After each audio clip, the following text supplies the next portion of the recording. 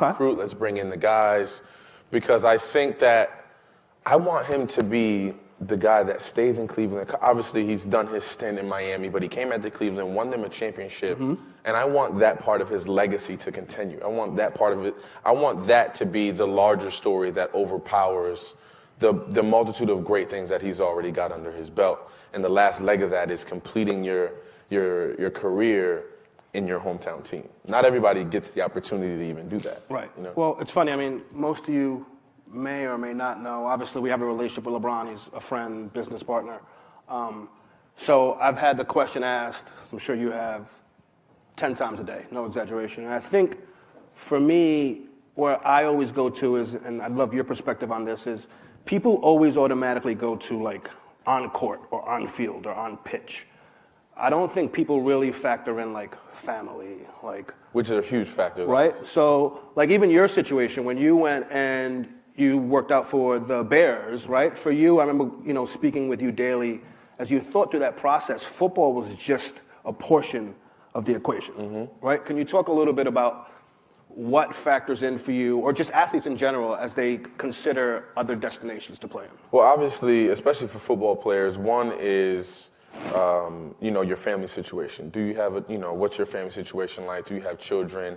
How far away do you want to be from them when you're playing? Another thing is just necessity. Like, you got to play and you got to put food on the table, so you got to take whatever's there. And then the lucky ones are the guys that, are able to check what states have, no state tax. That's a consideration. That's a huge consideration. So they can maximize the amount of money that they can accrue in whatever period of time that they're playing in that state. So those things added up together, you kind of, weigh those options out and see where you net out, and then make your decision based off that. So for me, it was, okay, Chicago's a hour and a half, 2-hour flight max. I won't be that far away from my daughter or my family. So it made the decision that much easier. If I had factored in that the quarterback stunk, and we'll just turn the page on that. We'll just turn the page. You know this is live. We can't edit post-show. I got to call the producer. Yeah, we should figure that out. It's funny, people ask me, like I said, all the time, what I think he'll do, and the honest answer is I don't know. And the honest answer is I don't think he knows right now. He's on vacation with his family right now. But I do think it's not as easy an equation or thought process as everyone thinks it is, right? So I think everything factors in. You got to look at it like, when he made his first move to Miami, when LeBron made his first move to Miami, his kids were young, right? He didn't even have a daughter at the time. He just had the 2 boys. And when he came back, it was coming home. So that's actually a plus, right? No matter where home is. And now when you look at the ages, Bronny is, 13. Let's be clear. Bronny's about to dunk on somebody. I don't know. Have y'all seen this video? They've seen it. She was like, I saw it. Yep. Bronny's a problem. He's about to, and any day now, he's going to dunk on somebody. He's a problem. And he's going into 8th grade. That's crazy. So when you start to think through that, like, that's something he has to factor in that he did before. And it's not apples to apples. It's him being home and leaving home, right? So I think it's a lot of things to consider. I think this is the first and last time I'll ever say I'm happy I'm not LeBron James. I have to deal with this because ultimately, as you know, in these decisions, there's no perfect solution. No one's going to be. I have one last question for you before we switch gears and switch topics. Do you think, how important is it for him to potentially play with his son one day? Could you imagine both of them either on the same team or opposing? Opposing would be fantastic if that's what you want. No, so it's funny because I've been around LeBron for probably going on 10 years now through my work at Nike and Beats and just the relationship we have. And Bronny's always been good. His son has always been really good, but he's always been really young, right? So it's like, he's good, but he's 7. Like, you know what I'm saying? Like, my nephew's good too. He's 7, and I think we've downplayed it, like a little bit out of like not to put pressure, not to kind of, it was like, and then he started popping up on YouTube. And you're like, you saw Bronny's game last week? He's like, he's okay. And then I think now there's no debating like, he's the goods. Yeah, right? 100%.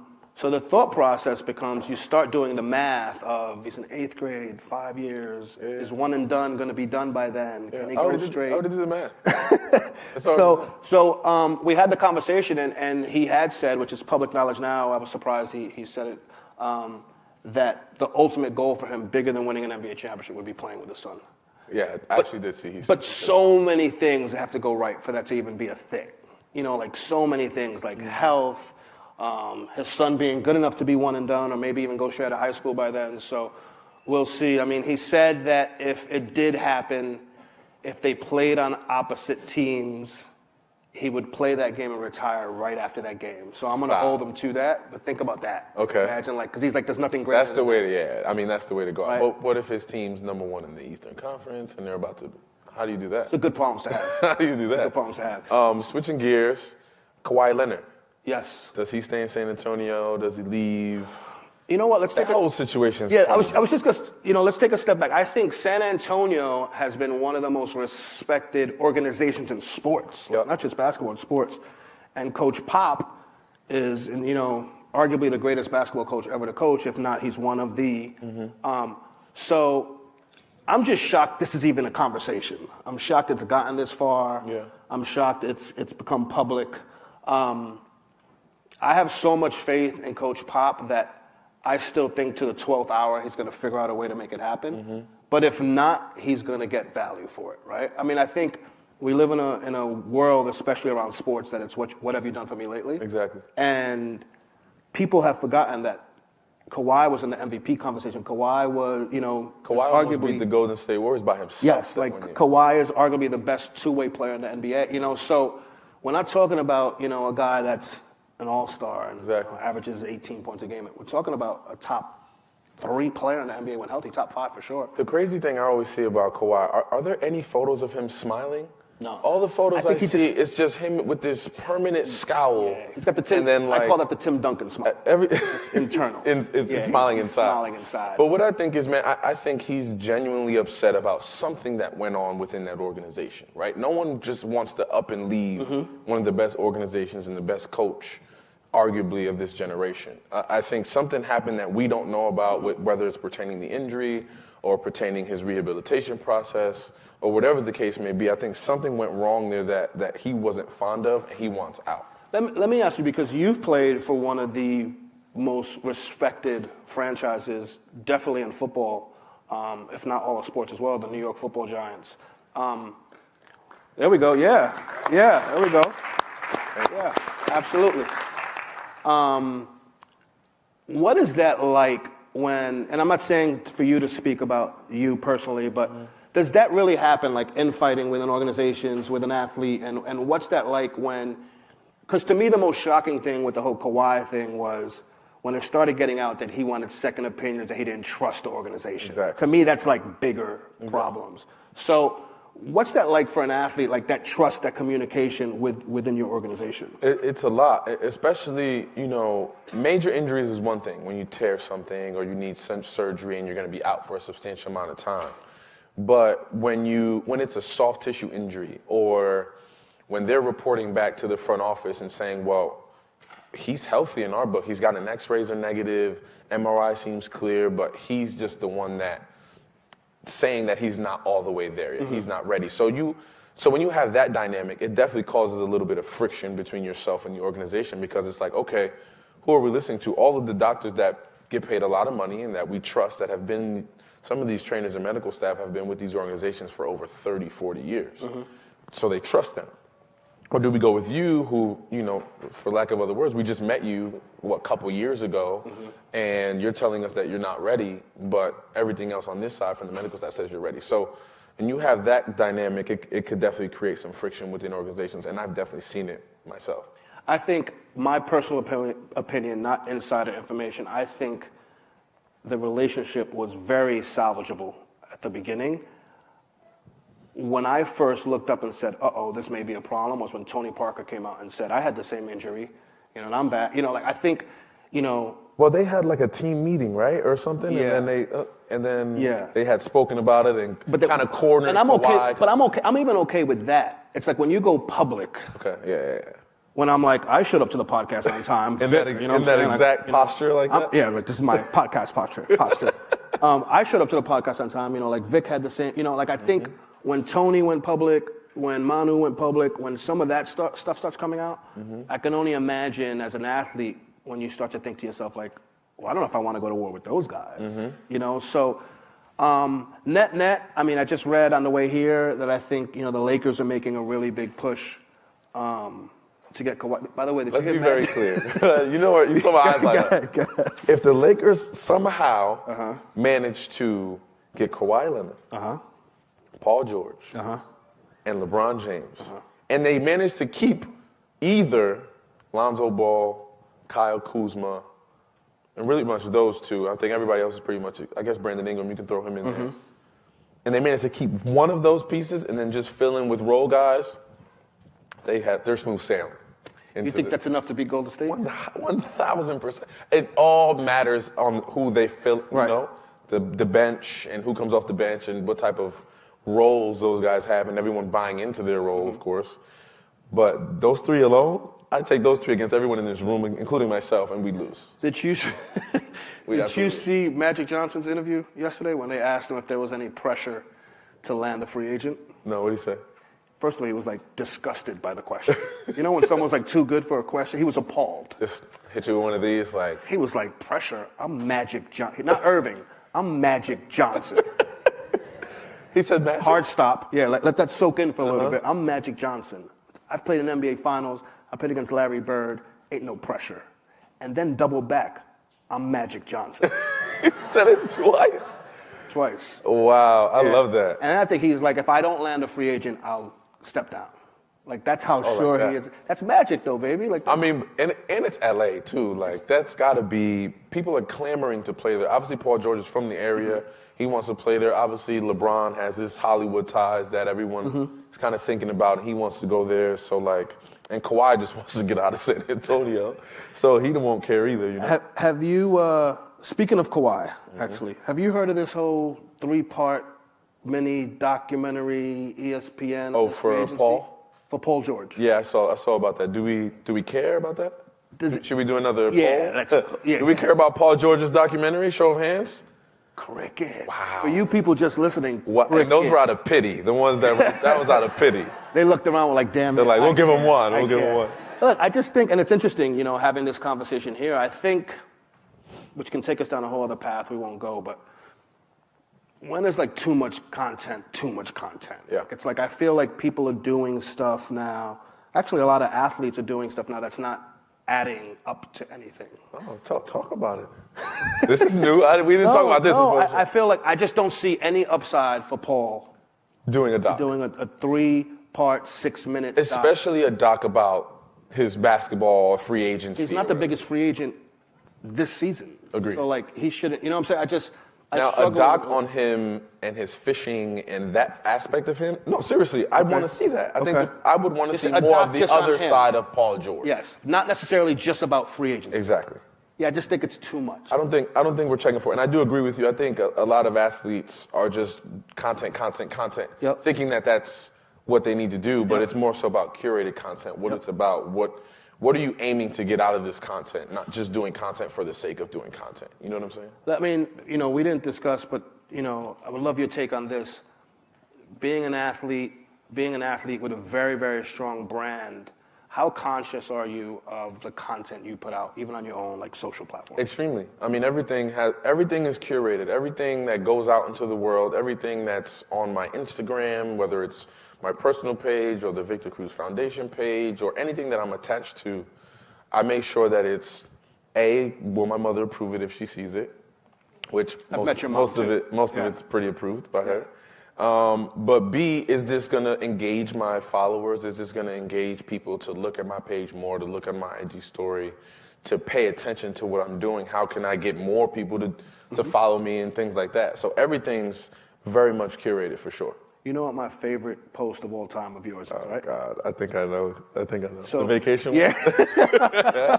You can tell the people. So for those of you that follow Victor, or actually follow, a lot of athletes, there's this perception from fans that athletes should do nothing else in life on earth but train for their sport. So Vic one year posted in the off season, right? Now. In the off season, on vacation. I don't remember where you were. But I remember just being like this somewhere, on the beach. But what I remember was it wasn't even, we've all seen those posts of people flossing right in front of the big mansion or in front of the Phantom or in front of, whatever, or if you're Floyd Mayweather, in front of $2 million cash. Yeah, exactly. It was a picture of Vic, like, in the driveway, and he had, like, his bag down. Oh, yeah, and it may have said something like, honestly, it may have said something. The caption may have read, life is good, you know, let's keep striving, you know, to be happy. Like, literally as, like, positive hearted as possible. And the first comment was, there better be a damn football in that bag. You better be ready for the season. Camp was like 4 months away. It really is. There better be a damn football in that bag. But that's what, first of all, that's what New York City sports is all about. And then B, but that's what, you know, people are always, once that Super Bowl goes up and whoever wins it, fans are like, all right, we got to get ready for the next one. What are our guys doing? And now we have access to what they're doing. You know, we know what they're doing. We can see what they're doing. They're posting videos about what they're doing. And when fans see that they're not doing what they feel like they should be doing, they can voice their opinion about it. I remember calling you and being like, maybe you should post you working out or something. Just one. Yeah, I'm like, I know you are working out. Maybe you should post it. He's like, no, I'm not going to post it. Speaking of working out. Yes, I have. I have a little, oh, go ahead. I thought you have not worked out in a while. I've lost a solid like 4 pounds. On the walk here? Jesus. What were you going to ask? Jerry Rice. He said he can play again. Jerry Rice is, 55. Correct. Jerry Rice is 55 years old. Do you think Jerry Rice still has enough left in the tank to come across the middle and let Jalen Ramsey take his head off? With all due respect, which, by the way, you know you're going to be disrespectful. When I'm letting you go first. I'm letting you go first. Jerry Rice needs to sit down somewhere, man. 1,000%. You're 55 years old, dog. Yeah. Like, Where's my main camera? Is it that one there? Hey, Jerry. Have a seat, man. Trust me.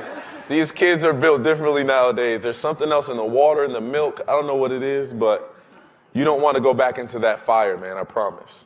Jerry's, just go be a Hall of Famer, man. You've done it all. He's one of my favorite football players of all time. So I'm not gonna. Do you love the commercial? Do you love the Popeyes commercial you did with the two chicken wing rotating on his face? That wasn't your favorite one? Not okay. I'd rather him do another one of those. People. I'd rather him do. He doesn't have people. He's doing stuff like that. Yeah. He's on I'd rather him do another chicken commercial than go back to the NFL. Like, I think I'd rather him play football. He had a chicken rotating, dog. Nah, it wasn't. With the helmet. Okay. It wasn't okay. One thing, did you catch the draft, NBA draft? I did not. I was out of the country. No, we were just talking about. So Vic sent an email to our producer asking him something, and our producer's response was like a total like what we call like style on Vic. He simply could have answered the question and kept it moving. He's like, "Hey Vic, sorry, I'm out of the country right now," and then answered the question. So we were talking on the way in. We were saying there's no humble way to say like you're out of the country, you know. So you were out of the country. I was out of the country, unfortunately. So due to the time constraint, I couldn't catch the draft. So I was going to ask you if you felt who did the best in the draft. Okay. Any Knicks fans here? New York Knicks fans? Okay. Are you guys happy with the pick? Are we not in New York? What is happy with the pick? So the Knicks picked the kid out of Kentucky. Okay. Kevin Knox, 6'9", wing. He's 18. He's a baby. Just happy they picked an American. I think he's got a shot. To me, the most intriguing pick was the Denver Nuggets at 14. They took Michael Porter Jr., who slid down. So he's the kid with the back issues. He's the one at Purdue, correct? Missouri. Yeah. That's the one. Color. So you said same color? Same color jersey. Okay, we'll go with that. It's your show. It's fine. It's totally fine. I think he's interesting. I think he could be like Jason Tatum good. Like he's a legit 6'9", 6'10", whatever he measured in at. But he's got a back problem, and to be 18 and have back surgery or whatnot is like scary. I mean, there's people saying he might have gone 1 or 2 had he not had the back issue, so he slid damn near almost out of the lottery. So that'll be interesting. The lottery to me is always like, it's the lottery, right? Yeah. It's like you can get the kid that's the next, Michael or LeBron. You get a kid that's, driving you an Uber here in 3 years, so I'm always super interested to see like just the flow of who goes where and where they're projected. I love redrafts. You ever seen that? Like it's like, hey, you redraft the class of 2005. I've seen that. I've seen those. How would that go? Draft night for you. You have a different story, obviously a successful story, but what was your draft night like? Draft night wasn't, my draft experience was, it was the first year that the draft was 3 days. It was Friday, Saturday. So they just did the first round. How many rounds was it? 7. 7 rounds, okay. So solely the first round was on Friday. Saturday was second, third, and fourth. and then Sunday was 5th, 6th, and 7th. So the first day I was just chilling. Now let me ask you this: you just finished your senior year at UMass. Correct. Monster numbers. Monster numbers, yes. Right. You signed with an agent. Signed with an agent, a local agent out of. What is your agent telling you? Is he telling you you're going to get drafted? No, we were real. He understood that. Hey, it's like, look, you're probably going to get a tryout, kind of a free agent deal. Okay. But just go in there, work hard. We'll try to put you in the best possible position. Get you on a team that didn't draft any receivers or is low on the receiver count, so you can go in there and have a real chance. So I knew going in that there was a low chance that I was going to get drafted because I knew I'm 6 foot, at least with these on, and I'm 200 pounds. I'm not 4'2'9". I'm not 6'5". You know what I mean? Mm-hmm. So I knew what type of player I was, and I knew I went to a smaller school. So all of that factored in, and I understood that. But going in, but let me ask this, not to cut you off. But as a competitor, does it come a point in time as a competitor, I'm like, ain't none of those receivers better. What are you talking about? Does it come a point? Especially like Mr. Irrelevant. They chose a receiver out of Ohio that I had been watching because we were the same kind of height, weight. But he went to Ohio and played against, higher talent level and things like that. So I remember they called his name and I looked him up and I was like, man, I'm better than this dude, man. What they doing? Right. So it's a blessing in disguise, though. It's a blessing in disguise because the best part about being a free agent is that you can pretty much choose where you want to go. Obviously, you're not drafted. You still got to make the team. There's still some pretty large hurdles to go over, but you can choose, which team that's interested in you that you want to go to. So my agent calls me right after the draft, and he's like, man, you got the Seattle Seahawks, I think it was the Cleveland Browns, and the New York Giants. The New York Giants is the only team that has a contract waiting for you upon making the team. All the other 2 teams are just on a simple tryout basis for their rookie minicamp. And if they were impressed with me during that camp, I would progress and go to their training camp, but still have to make the team. So I was like, man, I'm picking the Giants. I didn't even think about it. And then after I say that, I kind of look and I was like, oh, they got about 10 receivers here. Okay, I'm gonna just, I'm gonna figure it out. So my draft experience, man, I remember my mom was just cleaning the house and just not trying to look at the TV. House was spick-span, but she's still sweeping. She's still finding some little dust ball in the corner to clean up. But once I told her I got the call, but once I did get the call and they told me, I'm part of the Giants, one of the scouts, Chris Pettit, called me right after that and was like, are you ready to be a Giant? You could not tell me that I wasn't drafted in that very moment. Like, I got the call. Right. So I found a hat. I went to their local pro day, so I had a Giants, little hat. And I walked outside, and obviously... You bought your own hat? They gave me a hat at the rookie... okay. I thought you said you went to a local store and bought your own hat. I would have. If I didn't have the hat, I most certainly would have beelined to the nearest... Nothing wrong with that at all. Dick's Sporting Goods for a hat. But I put and the best thing was, I was in Paterson, New Jersey at the time. If anybody knows that, it's the hood, for lack of better terms. And I put the hat on in the house, and I was like, let me go outside. It was a nice day. I go outside. Everybody's outside, waiting for me to, make an announcement, So I come outside casually with my hat on. I look across the street. Everybody's like, yeah. I was like, oh, God. Well, everyone's out there like, we made it. Yeah, we did it. We made it. We did it. Yeah, we're out the hood now. We're all going to MetLife. Yeah. Yes. Let me ask you, what is because, I'm always...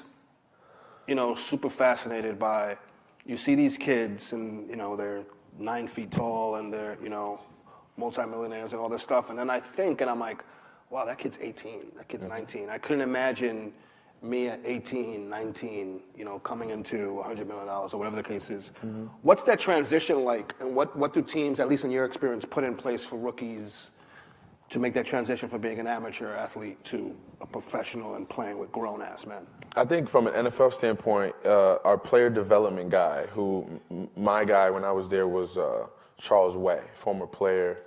And then now it's David, towards the latter of my career, was David Tyree. Obviously, everybody knows David Tyree.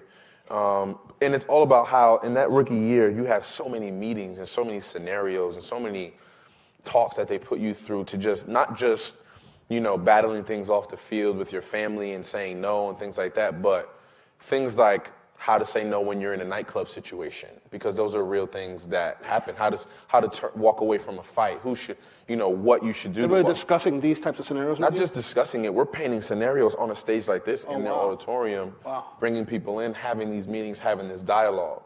So I think the NFL, and I think it's it's a team-by-team thing. I think all teams are doing it, but obviously it's scaled differently on other teams. I'm not there, so I don't know. But with the Giants, they make a concerted effort to not just talk to you about things that should benefit you on the field, but your finances, who you have in place, how you should vet these people out before, how they have resources in-house to vet these people out that are going to be managing your money or, teaching you or telling you what to do with your money. So all these different things, there are definitely some things in place, just a matter of you inquiring and being resourceful enough to go out there and reach out to those people. So before we call our guest up, one last question as we have Giants fans here. Actually, two more questions, but one question. 2 words, Saquon Barkley. Are you excited about him? Is he the goods? How are we feeling about the Saquon pick, Giants fans? Are we feeling good? Yeah. Now the Giants fans are Yeah, I like it. I love Saquon, man. I met him. He walked up on me in L.A. one time in this dark, kind of low-lit restaurant like this, and he literally, like if this was the light, his body just it was like a dark cloud, and I was like, who is this? What did I do? I didn't do anything. I valeted, sir. I valeted. So he walks up to me. He was like, yo, humble. I'm Saquon. It's an honor to meet you. I'd love to get your number so we can go back and forth and have a conversation so I can just pick your brain. I was just like, yo, any kid who's humble enough to be the first round pick of the New York Football Giants and humble enough to see an old man like myself and be like, yo, I want to build with you. I want to pick your brain about certain things. And I wasn't a first round pick. I wasn't, all these things. I was humbled by that. And I was like, absolutely. So just seeing that and then seeing the interviews he's done throughout OTAs and mini camp, just seeing what type of kid he is, he's perfect for the New York market. He's perfect for this team. And from a skill set perspective, he's gonna shock some people this year, in my opinion. So I think the Giants are gonna have a pretty good year. I saw a picture of him. I'm securing my man. The man's thigh. Saquads? Yeah, it was Saquads, you call it? They call him Odell Payne. He tweeted this out, and it's apparently they call him Saquads. Saquads? Saquads, yeah. The man, it's crazy, yeah. I don't even know how do you walk like that? Like just... You can start. That's why I don't even lift like that. I don't want to get super big. You don't want to get too crazy? Yeah, it's like I couldn't sit like this right now. Because if you started to work out, that would be inevitable. Well, because if I started to work out, the podcast is top priority for me. I can't sit like this with... I'm going to get to our guest now. Squats like this. Because I'm not going to let you know. One last question. Talk to me. We have a lot of Giants fans in the building. Okay. We have a lot of football fans. We have fans of yours and mine, but it's not about me. It's about you. What are you up to? What's going on with you? Football, life? What can you tell them? I didn't know. We didn't. Yeah, it wasn't on there. It wasn't on this year. Yeah. I'm still training to work out. Okay. I'm still training to play football and still going to be ready in case that phone call rings. But I have put myself on somewhat of a deadline, somewhat of a date, to know that if nothing happens around this time, I'll hang them up. I'll retire and just keep doing cool stuff like this, and people still coming to hang out and watch us talk and do different things, some TV things that are in the works. So. I'm excited for the future, but football is, it's twofold, Pete, because, my heart is like, man, I can still play this game. Of course. Physically, I know I can still play this game. I know I can still play it at a high level and help the team win ball games. But mentally, because I've been kind of out of it these past years, I'm already 2-3 steps ahead trying to do other things to advance, myself and my brand and my career outside of football. So I'm battling that, and then when your mom is Puerto Rican and she keeps telling you that she doesn't want you to play football anymore because she doesn't want to see you have another concussion, that kind of takes a toll on you too. Is that a factor? Is that football more than any other sport? Does that factor into, and whether it's you or just athletes in general that are making this tough decision in their career, does that factor into the decision making, like injuries and concussions specifically? That's a real Absolutely. Thing. I mean, especially for myself, who's had my fair share of injuries. I've had a concussion before. I've tore my patella tendon. I know what it feels like to be on that field, giving it everything you got, and then in one play or 1 second, all of that can change. So definitely that weighs on me. But if I made the decision, if I had a phone call to go back and play, I'd have to subdue all of that and just go out there and play the game of football. And it's a grind. It's like I've heard athletes say, I could play another year, I couldn't do another training camp. Oh, 100%. If I could skip training camp and just train on my own for a couple months and then see you in September, absolutely.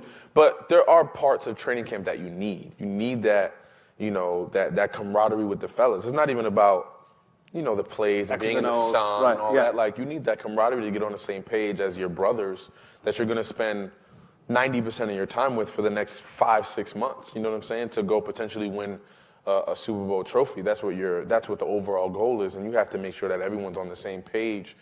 You know, not just physically with the X's and O's, but emotionally. Yo, are you good? How are you? You know, be a friend and be someone to these people, because that's what this is all about. In order to win, everyone has to be even keeled on the same page, so we can all move forward towards the main goal. Last question, I promise, and we'll bring. You said it was two. Yeah, just we're in it. We're in it now. We got to guess. If you do end up walking away from the game, what will you miss most? I know that's a loaded question. It is a loaded question. Two things. One, just the thunderous Cruz chants on third down when I would catch a third down or a touchdown or whatever the case. I mean, you got to miss that. That's the most surreal thing. It's the kid from Paterson, New Jersey, that grew up watching the Giant Stadium and driving past that stadium, and to be able to walk in there and hear your name called and people know who you are, and you decided to do this silly dancing in the end zone when you score, and people will always remember you for that. I think that, that's one of the biggest things I'll miss the most. And secondly, just the locker room. Like, those idle times between meetings and between traveling and in the hotels and going to dinner with the fellas, like, those are the stories that I'm going to miss. Those are the times that I'm going to miss, and the moments that you don't get back. So, between those two things, that's what I'll miss the most, for sure. It's what I'm like when I stopped playing basketball, like senior year in high school. All right, guys, we have a lovely treat for you. It's okay. I won't even give him the long, crazy intro, because I just want to get him out here and kind of dig into his. I'm actually very excited about how he's perfect for this room as well. So he is the CEO of Relevant Sports. Yep. And his knowledge for business and sports and everything goes a long way. Everybody give a round of applause for our guy, Danny Silman. Danny!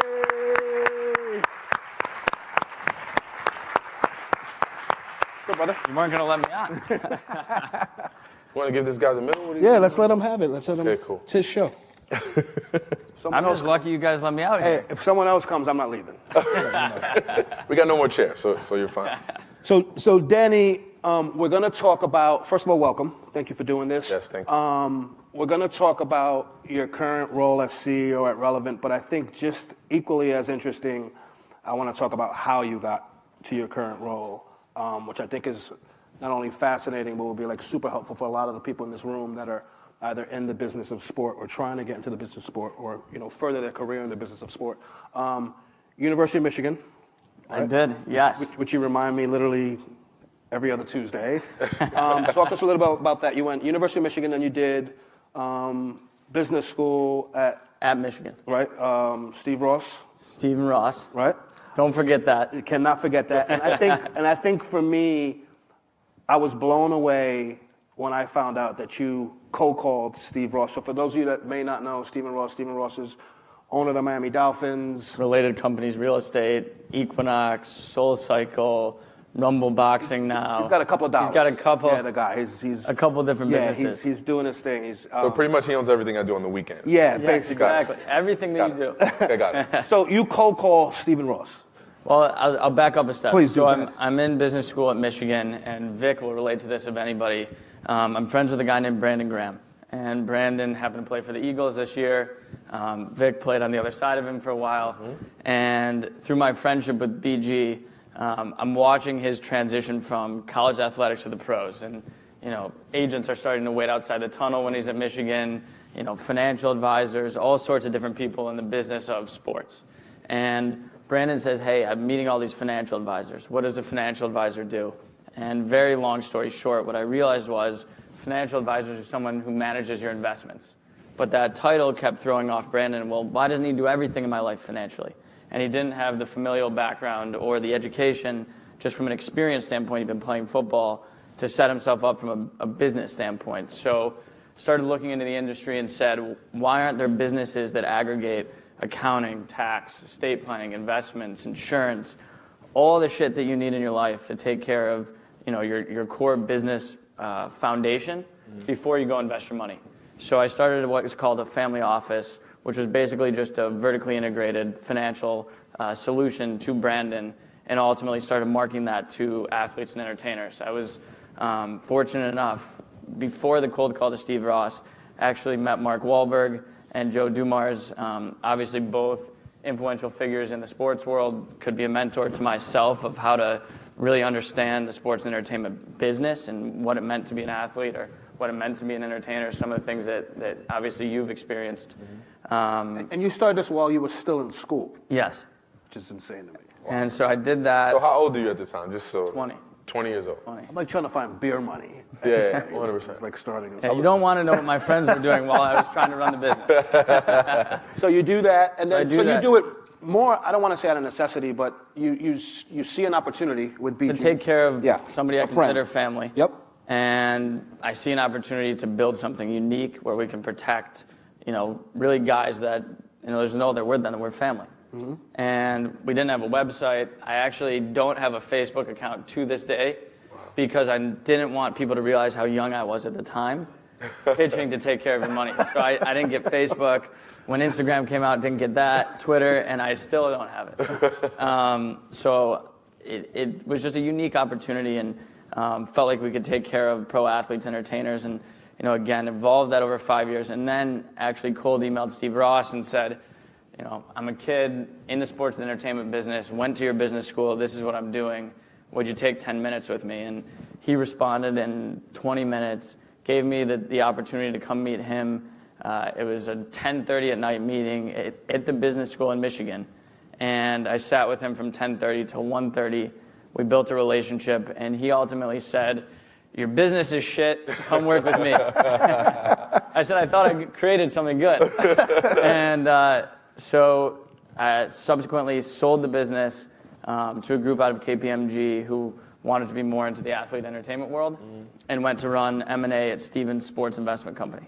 So let me ask you, so I know the way, first of all, let's give him a round of applause. I mean, that's pretty.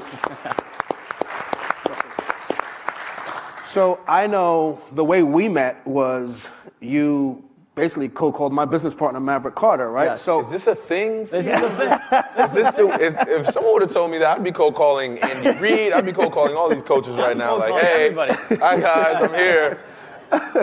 So what's the thinking behind it? It's like you see something that can help you? I read a lot. Even though I don't have social media of my own, handles, I follow what people are doing. I know you were at Fashion Week last week. And I know, I study what's going on. I have a very curious personality, and there's certain people like your business partner, Maverick, and watching what you've done, Nike, Beats, now building Robot Company, where I've wanted to be around or learn from certain individuals. And when I reached out to Mav, it was purely just because I was so interested in what he had created with LeBron's business and Spring Hill Entertainment and Robot and LRMR and everything that you guys have accomplished as a group of business partners. I just wanted to meet Mav and just learn from him. And ultimately, that's what forged our partnership and friendship, more importantly. Yeah, it's funny. It's like I remember speaking to Mav right after you guys met, and I was like, "Oh, how was your meeting?" Because it was in our office, and he goes, "It was fine." He said, I said, how was I called you the kid. I was like, how was the kid? He's like, that kid's going to be president of the United States if he wants to, commissioner of the NFL. He's like, so I think I want to be friends with him. You know what I'm saying? It was a thing. But I think what he appreciated was that you didn't, far too often, when people do that, when they do the cold call, it's something directly beneficial to them. Like, hey, can I get 10 minutes of your time? Hey, hire me. Hey, can I get 10 minutes of your time? Hey, buy this, right? I think he respected, I know I can speak for him in this, I know he respected, it was like what you just said. I just want 10 minutes of your time, would love to learn and kind of hear your thing and kind of pick your brain. There wasn't anything immediately like, can you do this for me? And I think that's one of the biggest nuggets I took away from it, that it's like, just someone's time is valuable.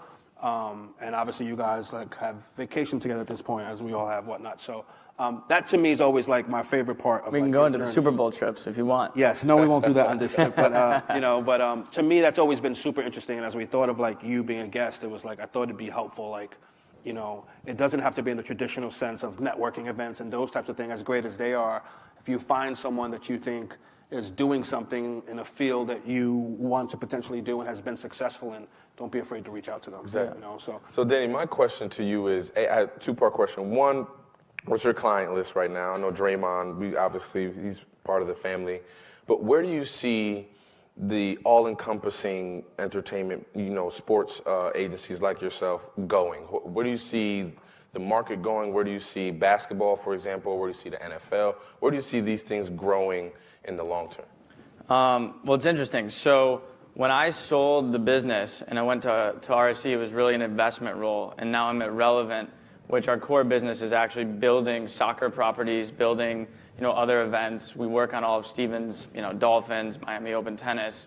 We have the International Champions Cup soccer tournament, and the core business is really building live entertainment events. And the reason Draymond's relationship with me has carried on to the point where I still, consider myself a partner advisor is because he's family. And what we're doing specific to athletes is trying to invest in people that want to build businesses, and we don't want to be a transactional agency that's just working for our 10 or 20% commission, whatever it is. It's how can we partner Draymond with, Equinox to go build Blink gyms, which are, a value gym that Equinox created, $10, $20 a month. It's something that he can own, and now Draymond has the largest territory for Blink gyms in, the United States. Wow.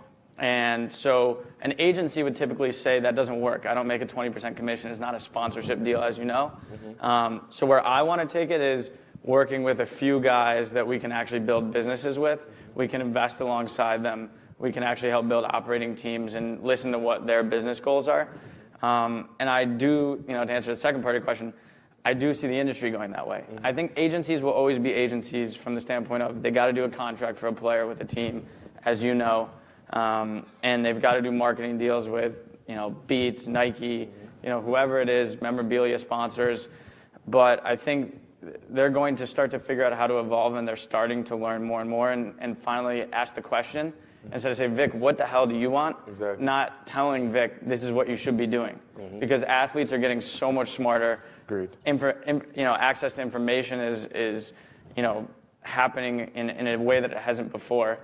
And I think, to PR's point, what's the fucking difference if I reach out to somebody and they don't respond to me? And I think athletes are getting more courage to say, it's a huge transition from the field, the pitch, the court, whatever it is, off the field, but they're getting more comfortable to reach out to business professionals, and they want to be partners. I mean, you look at everything LeBron's done, there's no better example of, becoming a business person, setting himself up for life after sports.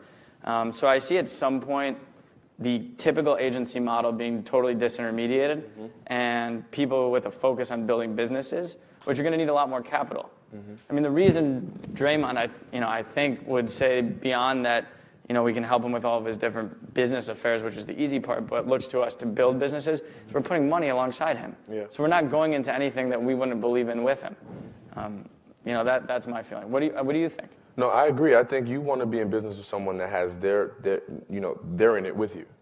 That makes you feel comfortable. That's like, well, if he's in it, if he loses money, or if if this doesn't work, he's in it with me. We both going down. You know what I mean? But if both of our money is in it and both of our hearts are in it, we're going to make sure that this thing is fruitful and that this thing is going to grow. And I do think that the agency model is going to change somehow because athletes are getting smarter. We're understanding what type of brand we want. Some guys already know now more than before what type of brand that they want to exude to the people and are aligning themselves with those type of people. So I think the agency model is going to change where you start to see guys owning a lot of their own things and being able to have an all in-house encompassing thing where it has your financial advisor and it's not so segmented. And I think it's only a matter of time before it becomes a trend. And I think it's going to actually go, to your point, from talent actually across the standard agency platform. And, a lot of agencies right now buy media rights from different leagues. So they'll, buy Serie A. IMG just bought Serie A, the Italian Football League, media rights, and they're going to go sell them globally. And I can tell you we're going to announce a deal in the next 45 days where we're partnering with a league, a European football league, for the next 15, 20 years to actually build their business. And instead of selling their media rights for a guarantee of dollars to an agency, they're saying, I want a partner who's going to invest capital in the business with me and who's not just focused on selling media rights. They're going to help us build youth activities. They're going to help us with sponsorship. They're going to help us actually understand how to connect with culture of America and make our league relevant. And they're going to do it as a 50-50 partner. So one of the things that I'm listening to a lot in the marketplace is that, the idea of an agency, the idea of a broker isn't always necessary unless the broker is actually a partner. So I think it's talent. I think it's leagues. I think you're going to see an evolution, and I think companies like IMG, who have done it so well, will be ahead of the curve. And I think some of these old school models with agencies, unless they start watching what's happening around them, they're going to go by the wayside. So I have a season tickets question, but I'll save that. I'll save that for later. Let me ask both of you a question. You as an athlete, you as an executive manager for talent. What is your process when an opportunity comes your way? What is your process when someone has, whether it's an opportunity to invest or an opportunity to partner with something? What is the thought process that goes into you as the talent and you as managing or partnering with that talent? What are some of the things you process? I think for me as a talent, it's all about a feeling you get on the initial question of, hey, I have this. You know, once you read through the ask on what it is and what you'll be doing and what it's about, you kind of get a feeling in your stomach. I'm like, okay, this feels good. Okay, I like to do this. A, is it something I like? B, would I be comfortable doing what they're asking me to do?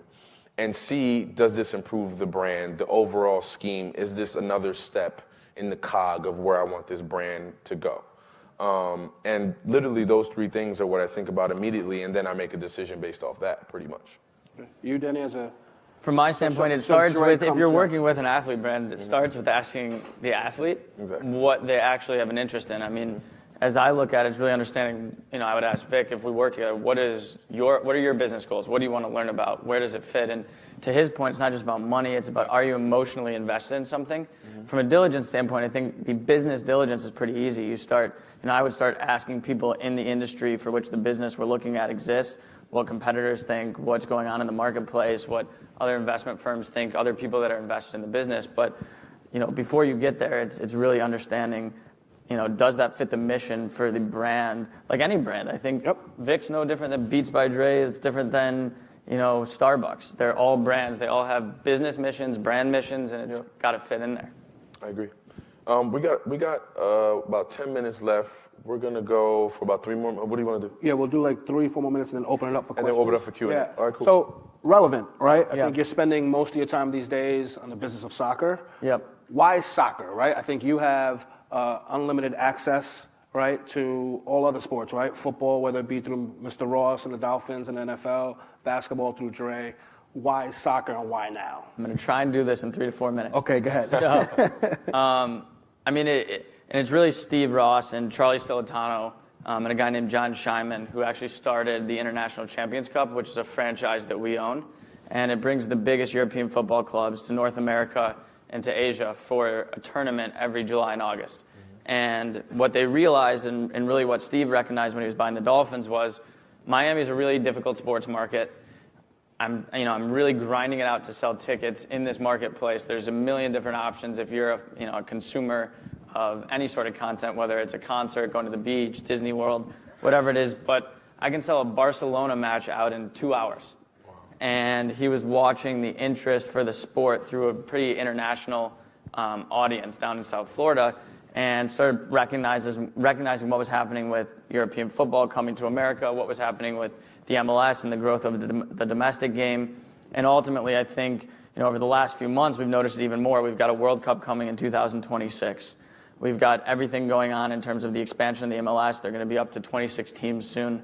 You've got European media rights that are doubling in value. I mean, the EPL, just to give you an idea, is almost $200 million that NBC pays for those rights, which is 4 times the MLS. You got Serie A going up to $65 million. I go on and on with all the stats, but the value of media rights for football in America or soccer, the value of the social media audiences of the biggest brands in the world coming to America, Real Madrid, Man United, so on and so forth, Barcelona, whoever it is, it's a tremendous opportunity to tell a story for them, and that story starts on the pitch. So it's our job to create an amazing experience around the tournament we created. It's 18 of the biggest clubs in the world, 3 matches apiece. There's 1 winner every year. We have a youth event we've created that's like a Little League World Series with European clubs, world clubs, state all-star teams, women's game, and we've really invested in, bringing a new sport and a new interest to America. And frankly, one of the biggest things that we're trying to learn is how do we connect soccer to culture in America? And that's why Robot and Mav and PR and Vic have been such good partners to us, because ultimately celebrities, athletes, American influencers are the ones that are going to take the basketball fan and say, hey, it's fucking cool to watch Ronaldo and Neymar and Messi.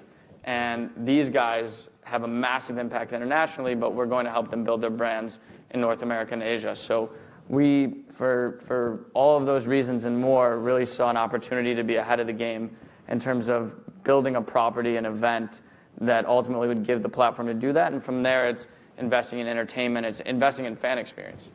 So what's next? What are you guys working on right now that you can tell us about that you're excited about? I'm most excited about our youth events. You know, for us, it's been 5 years of this marquee tournament. It's Messi's, the Ronaldos, the Neymars, the Pogba, whoever it is, the top players. And what we're doing at the grassroots level now, we bought a business called Alianza de Football. It's the largest multicultural soccer business in North America.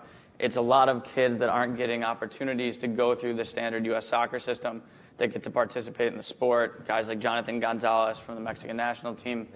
The Futures event we created that I just described, it's 8 European football clubs, 8 world teams, 8 MLS youth teams, 8 state all-star teams. You know, you're taking kids, the California State All-Star team, you know, it's kids from Compton, Crenshaw, all these kids from inner cities that would typically play football and basketball that are now getting an opportunity to go play against Bayern Munich's youth team down at Disney with ESPN. So one, they get, you know, to be on broadcast TV. It's like Elite 11 for football. Exactly. But it's world and it's states and it's a global platform. And for us, I think it's our obligation to invest in grassroots. So that's one of the most exciting things that I think we're working on. Is it safe? I'm sorry. Is it safe to say, with the World Cup being on American soil in 2026, Yes. that there will be at least one player playing in a youth tournament that will play in the World Cup in 2026? I think it's going to be 20, 25 more. And that, you know, to your point, we're not doing something right if we're not providing a platform that the youth you're watching at this U14 age range, you know, in 8 years, you know, they're 22 years old. Those are absolutely World Cup players. It's crazy because I remember growing up, we didn't have any soccer leagues. I knew what soccer was, but I didn't know enough of it to want to play it. I didn't see it around enough for it to interest me. And the same thing with like sports like lacrosse. I didn't know what lacrosse was till I got to college. And I was like, what are they running around doing with those What sticks? got you excited about football? What got me excited about football was I started playing football when I was 11 years old. But even at that time, I didn't know what the heck I was doing. I didn't get excited until my dad begged the head coach. He was one of the coaches, but he begged the head coach, like, put him at running back for one play, and let's see what happens. He's like, if he trips and falls on his face, then he'll never have to be back there ever again. I went back to running back, gave me the ball. I ran 55 yards for a touchdown, like shook 2 dudes and scored a touchdown. And in that moment, that feeling of getting in the end zone, even at that age of 11 years old, I was like, this is for me. This is what I want to do.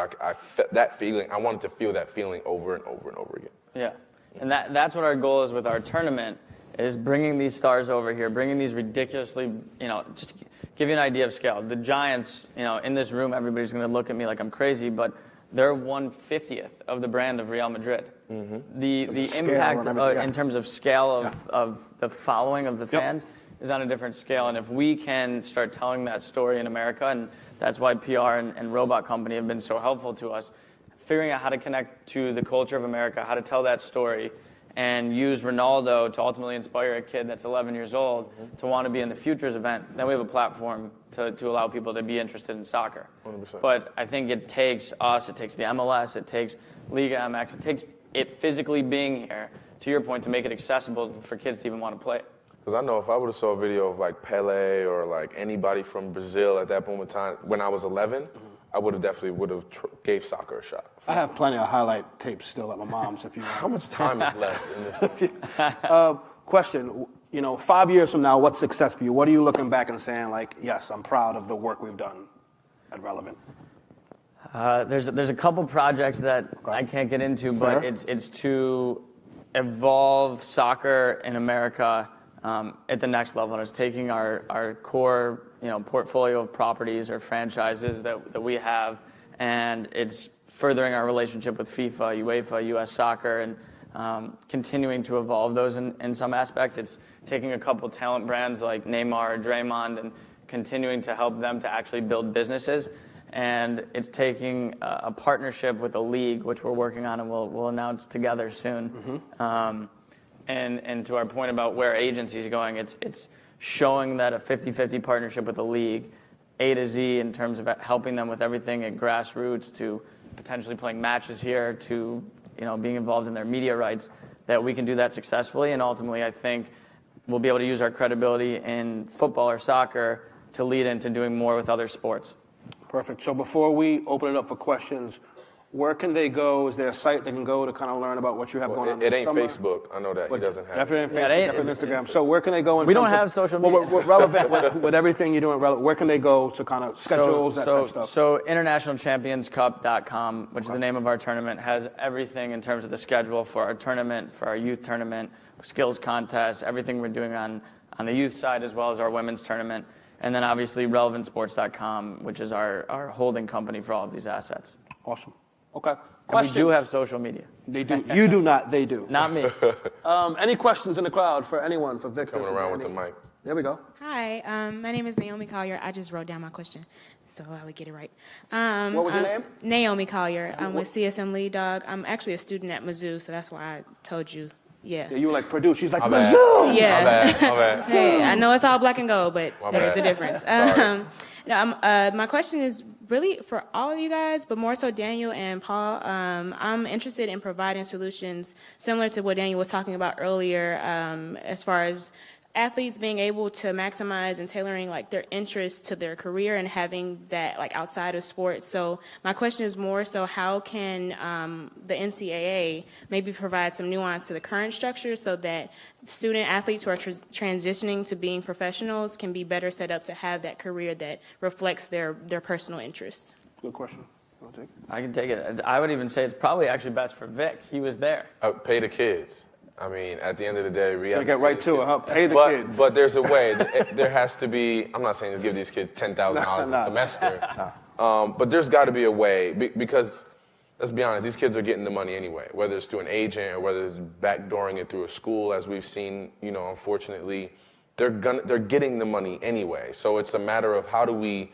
Because the NCAA is using their name and likeness, they're using their assets, they're making commercials with them. So how do we set up a structure where they're compensated for their jersey sales, for their name being in NCAA, the Madden game or whatever the case may be, like these video games?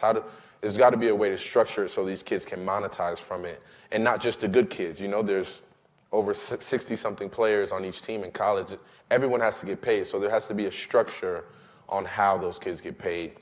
And how they get there is where where the hard work is. And the one thing I'd add is I think the college, whatever it is, whatever governing body it is, NCAA, whoever else, has to finally address this is a problem. Right. And try to create a solution and move decisively to make a decision what that is.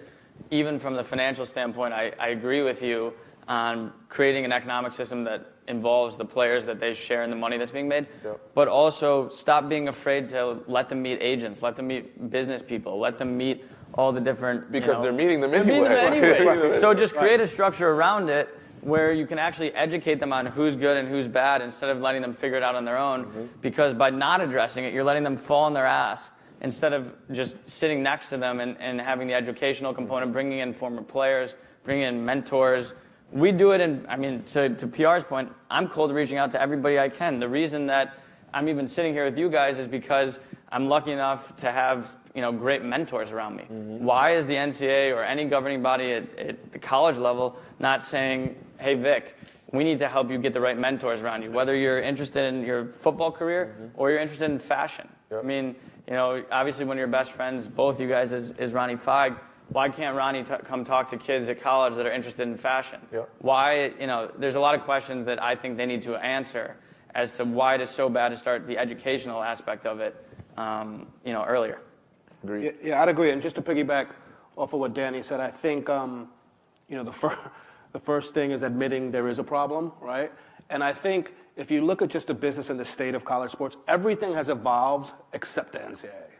The sport has evolved, the student athletes have evolved, the business around sport has evolved, TV, content, everything's evolved except the model, and that's a problem. And that's why you have the problem we have today. So, no problem. No problem. Other questions? I have a couple. One over there.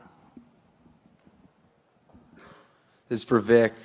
First of all, I still haven't forgiven you for your 77-yard touchdown against my Redskins in 2012. Nothing I can do about that one now. You got to eat that one. But, nowadays, a lot of athletes have actually been making their own podcasts, just to name a few, like J.J. Redick, C.J. McCollum, Richard Jefferson. It seems like, for the most part, most of them are pretty much, they have similar styles, or, they talk about pretty much similar content. What do you think your podcast and your ideas, what do you think you bring that kind of differentiates your pod from the other athletes? That's a good question. I think Clearly me. What'd you say? You? Clearly me. I'm not going to talk to you while you're sitting like that. I know this is live now, so I don't get to see you on the podcast, but I'm not going to do This is my new podcast posture. That's how I sit. So I think the difference between my pod, I think, is that from a not just an athlete perspective, but as an entrepreneurial perspective, I've covered a lot more ground than a lot of other athletes.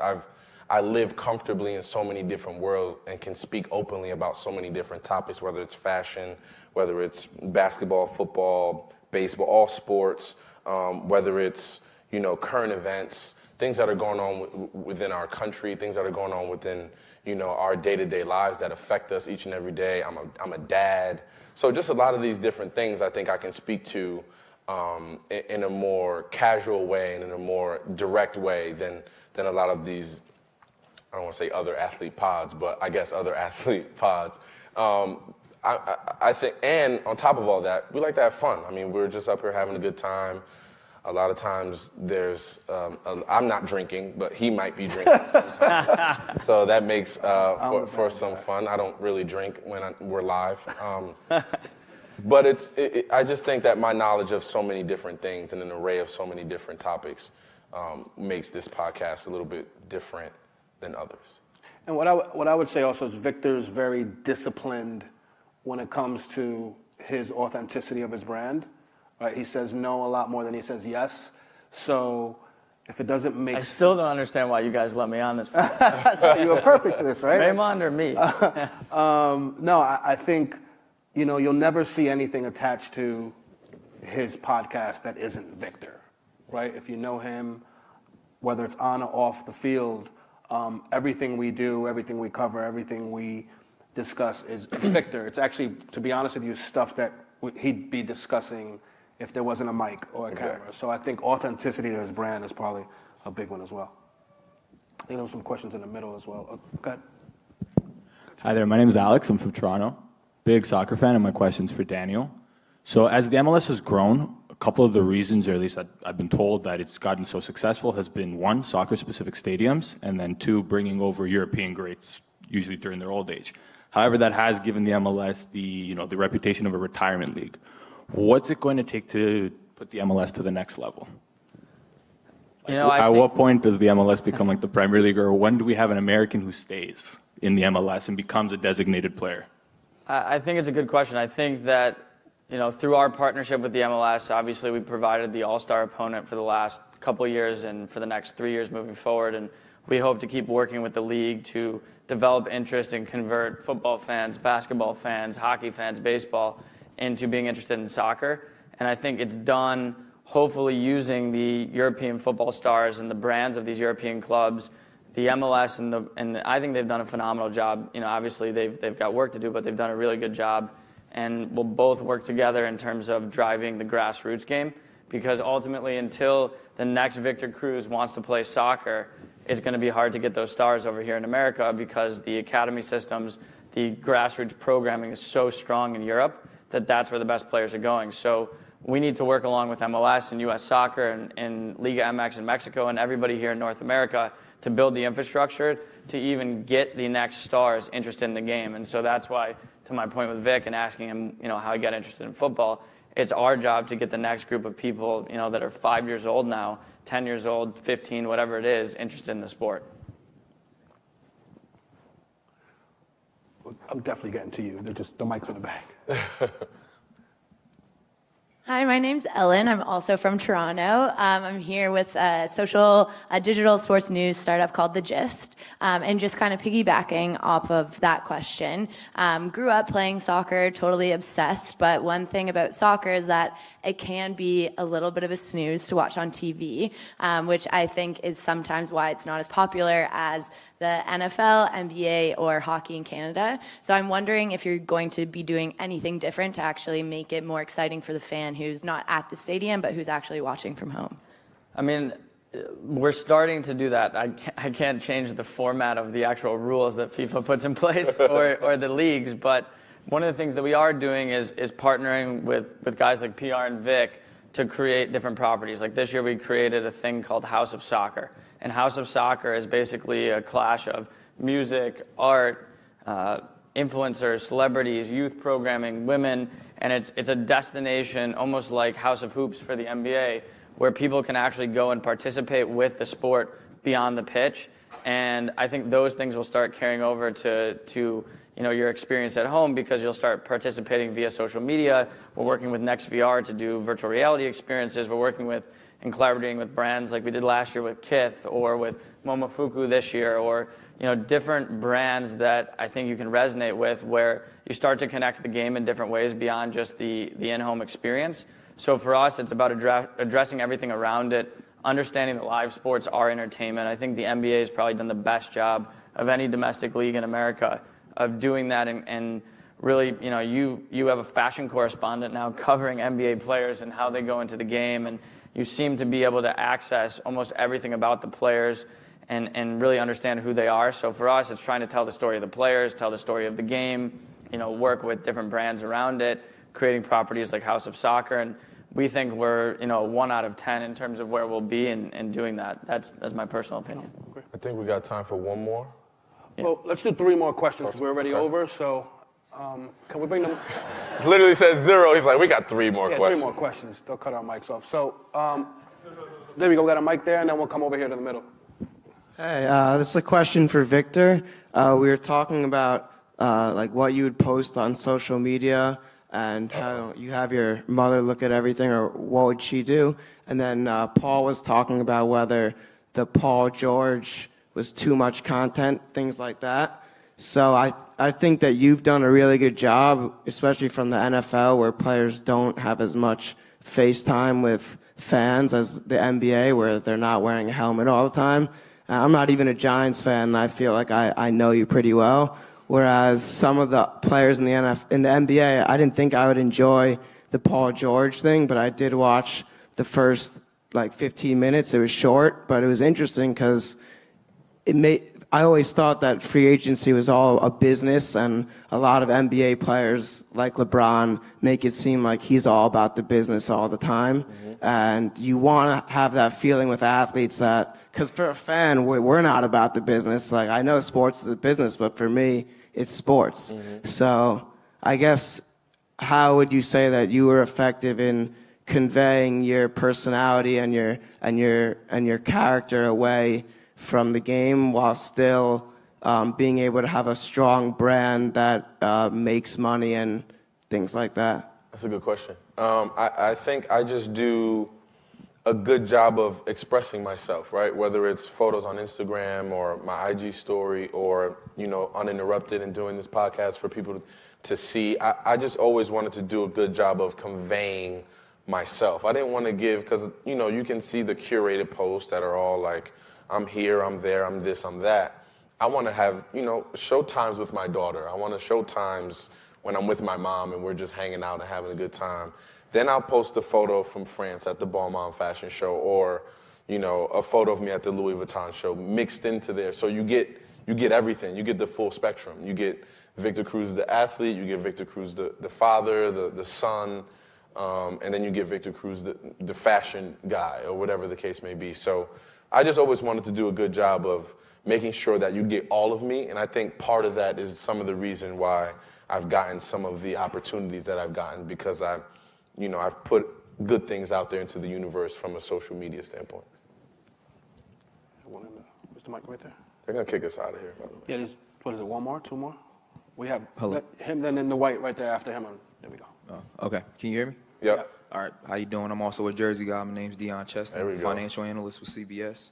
I just had a quick question for all of you guys because I remember you saying earlier that you wouldn't be here if you had a mentor, right? But you didn't touch on the topic of Jameis Winston and just many of the athletes that constantly get in trouble or constantly in some alleged situation. Are they not self-aware, or would you consider him kind of like lost? Because I believe that if he had a mentor or the right people around him, he wouldn't be constantly getting in these alleged situations. Look at the football player, right? That was the cue. Like, what? It's tough because one, you have to look at the type of person he is. I don't know Jameis personally or any athlete that I don't know that has gotten in trouble. I don't know them personally, so I can't speak to their mindset and how they think about their daily lives when they do things, but I do think part of it is exactly that, having mentors and having guidance and people that are around them to say no, essentially. You got to have people that are around you to say, yo, what are you doing? Like, you're not going to steal these crawfish from this supermarket. You need to go home. You know what I'm saying? Like, Allegedly, of course. Allegedly. But those are the type, you got to have those people around you. You got to have that one guy you can call weekly and say, hey, this is what I'm dealing with this week. What do I need to do? That guy for me is Harry Carson. I mean, I'm fortunate enough to have, a Giants Hall of Famer to call on, but Jameis has those same resources. He can call on anyone pretty much that he wants to. I'm sure anyone will take a Jameis Winston call. You know what I'm saying? So he just has to figure out, is it his own mindset that's causing these negativities and causing him to stay in trouble, or is it the guidance factor that he needs someone to call on when things are going bad? Hey, I'm about to do something. Let me call my mentor to see if it's a good idea first. We had one more right here, I think. Hi, and my question's for Vic. What do you think is key for you and for any up and coming athlete for juggling all these different kind of priorities, like your game on the field, especially to building your brand, to being with your family? What do you think is key to like succeeding really high and all those different things?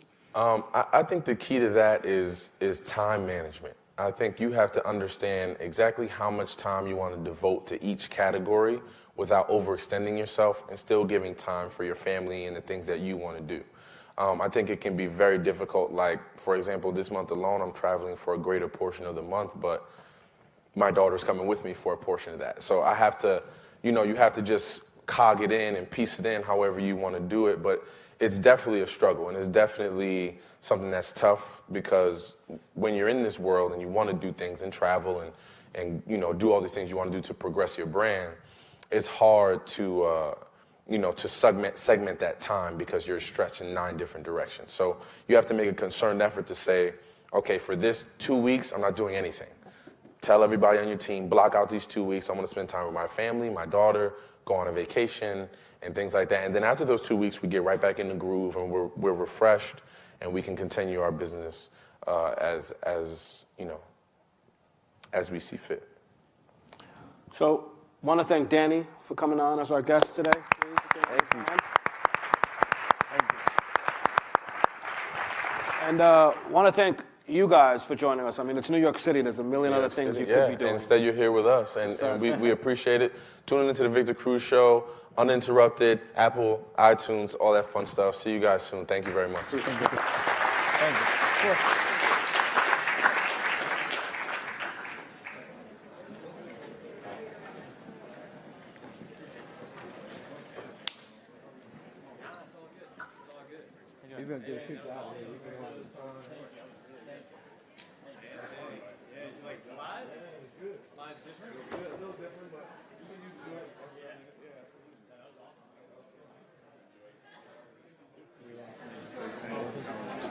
All right, everybody, thank you for coming out to Hashtag Sports 2018. It's obviously a wrap. And then don't forget, for those of you that are sticking around, we do have the happy hour open bar at WeWork Times Square. It's like a block and a half, actually like 4 or 5 blocks away. So it's open bar. We got food as well. It's good rooftop view that wraps around. So if you've RSVP'd, you can still RSVP. I think we probably have some room left. Be sure to check that out. And then also, of course, don't forget that We put up a lot of images. We make that available. We're going to put those out on Flickr and try to tag so people can go there to get it. Also a lot on social. And if you have any questions, not all the sessions, but the ones that were live streamed will be available. Yep, absolutely, for sure. And then we'll also be sending out some updates at the end of the day and making some announcements about 2019. Anything else you want to add? Thank you. All right, thank you.